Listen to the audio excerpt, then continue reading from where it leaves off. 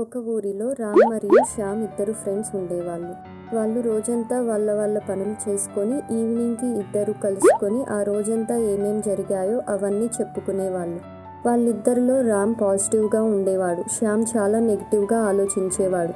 ప్రతి విషయంలో కూడా ఏదో ఒక చెడు వెతుకుతూ ఉండేవాడు. రామ్ శ్యామ్ యొక్క నెగిటివ్ మాటలు, నెగిటివ్ ఆలోచనలకి విసిగిపోయి ఎలాగైనా సరే అతని ఈ నెగిటివ్ బిహేవియర్ను మార్చాలి, కానీ నేను మామూలుగా చెప్తే ఉపన్యాసాలు ఇస్తున్నా అనుకుంటాడు, కాబట్టి ఒక స్టోరీ ద్వారా చెప్దాం అని డిసైడ్ అయ్యి నెక్స్ట్ డే కలిసినప్పుడు రోజులానే శ్యామ్ తన రోజు ఎలా జరిగిందో చెప్పబోతుంటే అప్పుడు రామ్, ముందు నేను ఈరోజు నీకు ఒక స్టోరీ చెప్తాను, దాని తర్వాత నువ్వు చెప్పు అని అంటాడు.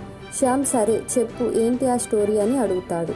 ఒకసారి అక్బర్, బీర్బల్ కొంతమంది సిపాయిలతో కలిసి వేటకు అడవిలోకి వెళ్తారు. అక్బర్ వేట కోసం కత్తి తీసే సమయంలో అనుకోకుండా అక్బర్ బొటని వ్రేలు తెగిపోతుంది. అక్బర్ అరిచి కేకలు వేస్తుంటాడు. సిపాయిలు మహారాజా మహారాజా అని అక్బర్ దగ్గరికి వస్తారు. అక్బర్ కేకలు వేస్తూ ముందు వెళ్ళి వైద్యుల్ని తీసుకురండి అని అంటాడు. ఇంతలోనే అటు నుండి బీర్బల్ నవ్వుకుంటూ అక్బర్ దగ్గరికి వచ్చి వేలు కట్టయింది చూసి, మహారాజా మరేం పర్వాలేదు, ఏదైనా ఒక మంచికే జరుగుతుంది, మీరు ఏం బాధపడకండి అని అంటాడు.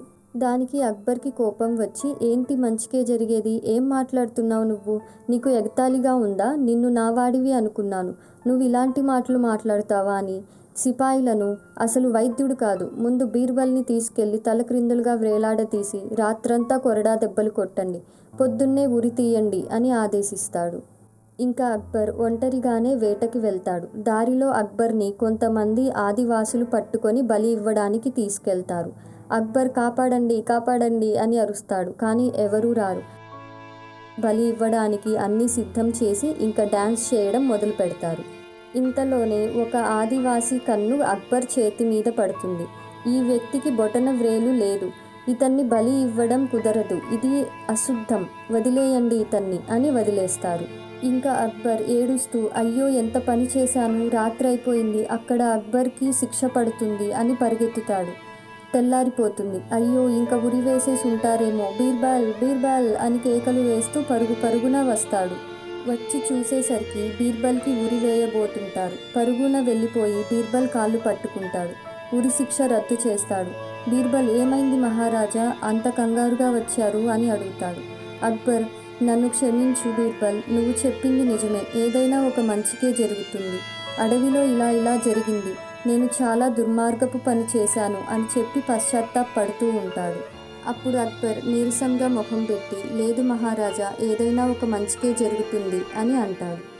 అక్బర్కి ఏం అర్థం కాక ఆశ్చర్యంతో, బీర్బల్ నీకు ఏమన్నా పిచ్చా, ఏం మాట్లాడుతున్నావు నువ్వు, ఇందులో ఏం మంచి ఉంది, కొంచెం ఉంటే నీకు ఉరి శిక్ష వేసేసి ఉండేవారు, నువ్వు ఇందులో కూడా మంచి అంటున్నావు ఏంటి అని అంటాడు. అప్పుడు బీర్బల్, ఒకవేళ మీతో పాటు నేను వేటకు వచ్చి ఉంటే వాళ్ళు మీ బదులు నన్ను బలి ఇచ్చి ఉండేవాళ్ళు అని అంటాడు.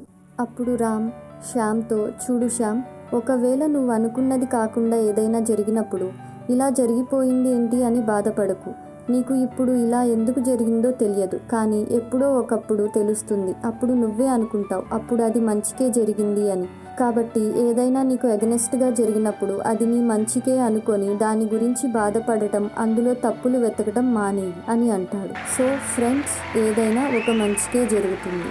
Thanks for watching.